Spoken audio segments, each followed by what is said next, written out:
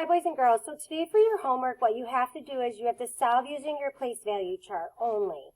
So 36 minus 5, you would go ahead and you can use the blue circle and do 3 tens, 6 ones. If it's easier for you to pencil, go ahead and use the pencil. Okay, whatever works best for you. And then you have to take 5 away. So remember, if you don't have enough ones to take away, then you're going to have to unbundle a 10, which means you will cross out a 10 and add 10 ones to whatever you already have.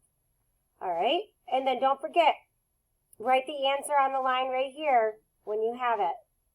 Or you can insert a text box and type in your answer. Same down here. Okay? All right, have a good day. Bye.